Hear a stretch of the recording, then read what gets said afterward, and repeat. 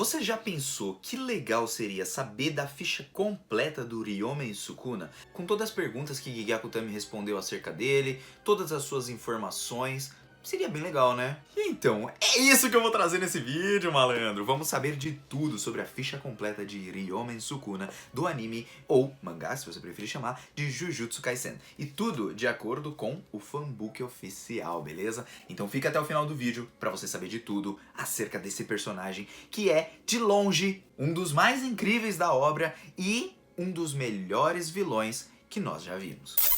E aí galera do canal do Mano Joe, como vocês estão? Espero que todos estejam muito bem. E hoje nós vamos de Ryomen Sukuna. Em mais uma série de vídeos do Jujutsu Kaisen Fanbook, temos Satoru Gojo, temos Suguru Geto, temos Itadori, temos Nobara, temos Megumi, temos vários personagens que eu deixo sempre aqui na playlist. Já agradeço pra todo mundo que tá deixando também o like, o dislike, compartilhando, comentando e principalmente que tá se inscrevendo. Na verdade, que tá comentando porque eu gosto mais quando vocês comentam. De toda forma, eu sei que vocês não querem enrolação, então a gente já vai começar esse vídeo direto falando sobre ele, suas características e tudo que foi apresentado até o momento. Até o momento, na verdade, do fanbook que vai até lá no capítulo, acho que 180, 150 mais ou menos, lá de Shibuya. É que agora me fugiu da memória onde e qual capítulo que termina o arco de Shibuya, não lembro agora. De toda forma, vamos começar comentando sobre Ryomen Sukuna. Ryomen Sukuna.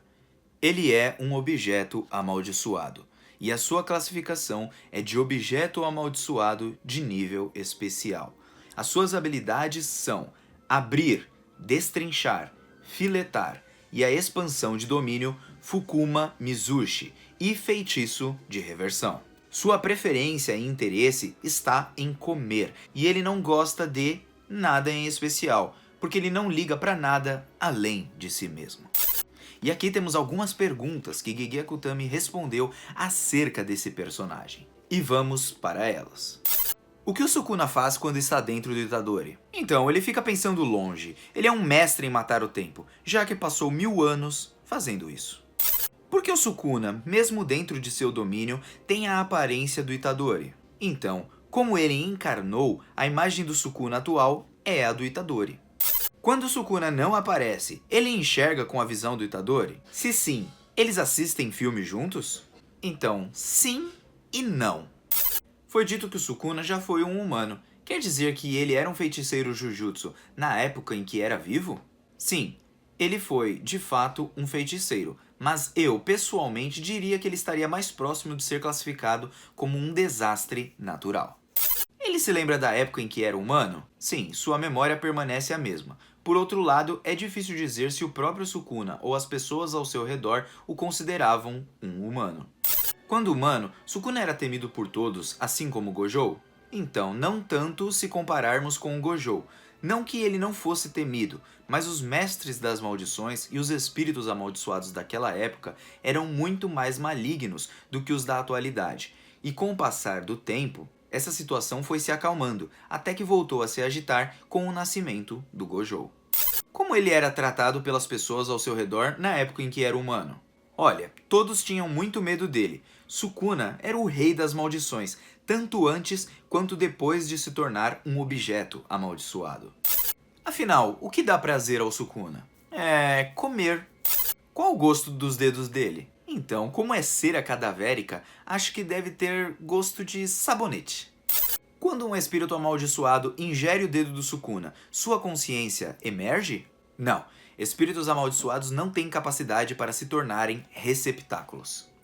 A morte do Itadori não afetou o Sukuna que estava no interior do corpo dele? Não, naquele meio tempo ele poderia ser ressuscitado com um feitiço de reversão, mas se muito tempo se passasse e ele não conseguisse reverter a situação, o Sukuna também morreria. Assim como ocorre com o Itadori, o Sukuna também consegue enxergar através do campo de visão dos espíritos amaldiçoados que absorveram seus dedos? Então, é praticamente impossível para ele colher informações dos dedos que estão selados ou que foram absorvidos por espíritos amaldiçoados. No máximo, consegue sentir se eles estão próximos. No caso dos dedos que não estão selados, Sukuna é capaz de ter uma vaga noção da situação ao seu redor. Foi o que aconteceu quando ele elogiou Fujiguro depois da luta na ponte Yasuhachi. O Sukuna tinha esposa e filhos quando era vivo? Não, mas tinha a Oraome como sua serviçal. Até que ponto os humanos sabem sobre o feitiço do Sukuna? Então, se eles pesquisarem direitinho, eles devem saber sobre os ataques cortantes, mas é provável que desconheçam os ataques de fogo. O comentário do Gojo sobre o Itadori ser um detector dos dedos do Sukuna estava correto? Então, ele só se enganou ao julgar que ir atrás dos outros dedos seria o método que o Sukuna usaria para recuperar seu poder. Você pensava em inserir o Sukuna na história desde a publicação do volume 0? Definitivamente não. Em certas localidades do Japão, Ryomen Sukuna é tratado como herói e virou até mesmo o nome de alguns produtos regionais especiais. Esses fatos serão refletidos na história? Não. O Sukuna de Jujutsu Kaisen só recebeu esse nome porque sua aparência e força eram semelhantes às do Sukuna das lendas. E aqui temos algumas outras curiosidades sobre o kimono do Sukuna, que ele foi feito bem próximo do usado pelas mulheres, visto que essa veste era mais fácil de utilizar, pois ele tinha 4 braços.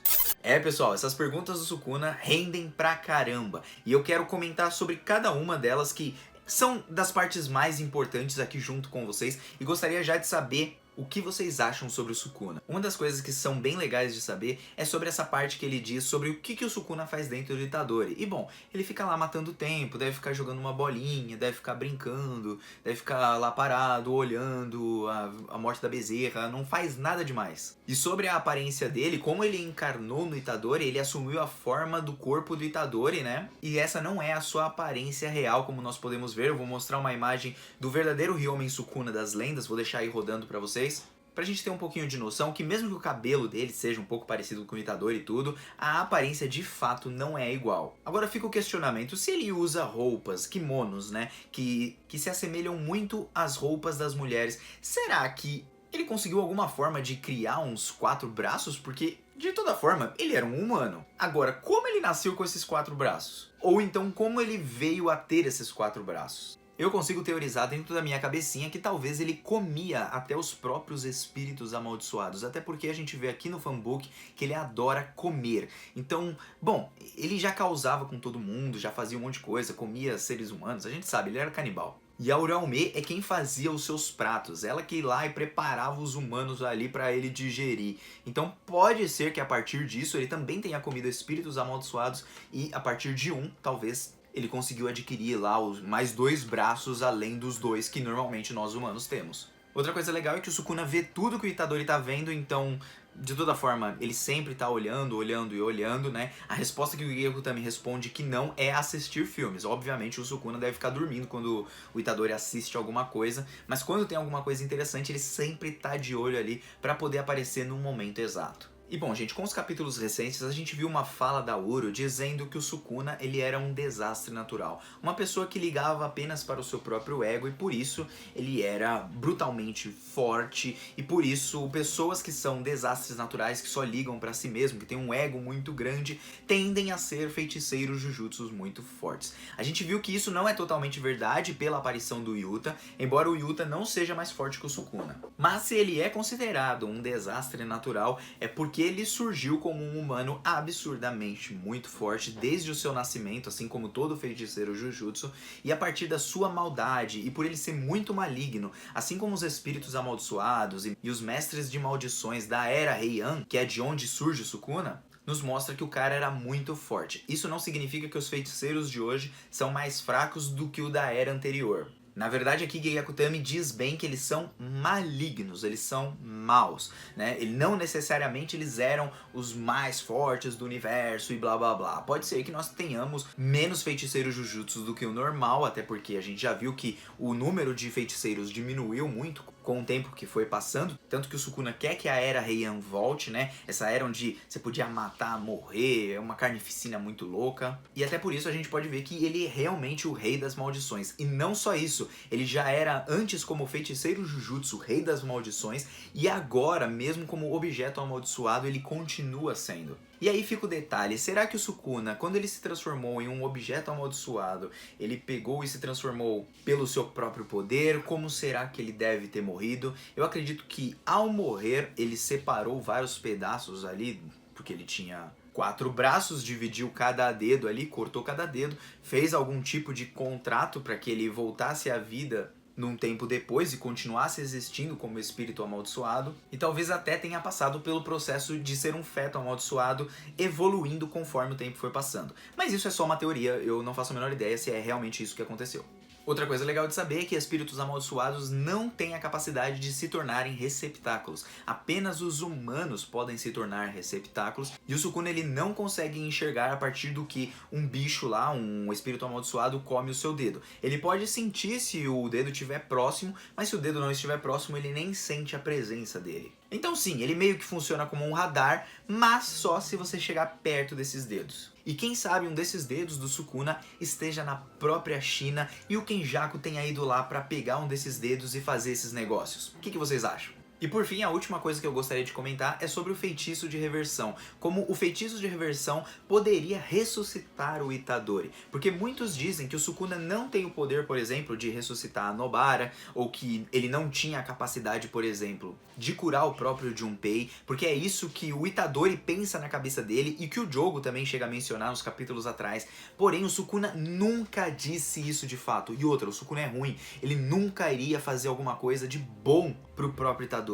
Isso nos mostra que o feitiço de reversão dele, além de curar as outras pessoas ao redor, assim como o Yuta e a Shoko e ele e outros personagens que devem aparecer em Jujutsu, ele pode ser muito mais forte do que nós imaginamos. Dessa forma, muito cuidado ao achar que o Sukuna não tem os poderes de feitiço de reversão capazes de superar até mesmo o poder da alma do Mahito. Porque muitas vezes algumas coisas que os personagens dizem, como o próprio Gojo Satoru, quando ele fala assim, eu derrotaria o Sukuna mesmo se ele tivesse com os 20 dedos, né? Que eles tomam isso já por verdade. Não é verdade até que se prove o contrário. Da mesma forma, o Gojo, por exemplo, ele foi lá e falou, não, o Sukuna ele vai agir como um localizador, a gente vai localizar rapidinho os 20 dedos. E não funciona assim. Então nem tudo que os personagens dizem, se o cara é mais forte porque ele é um desastre natural, alguma coisa assim, é de fato verdade. Até que aconteça alguma coisa que dê essa reviravolta. Se fosse assim, o Getou poderia ter perdido pro Yuta, por exemplo. É claro que ali ele teve algumas desvantagens, como ter jogado os outros espíritos amaldiçoados em outros lugares, né?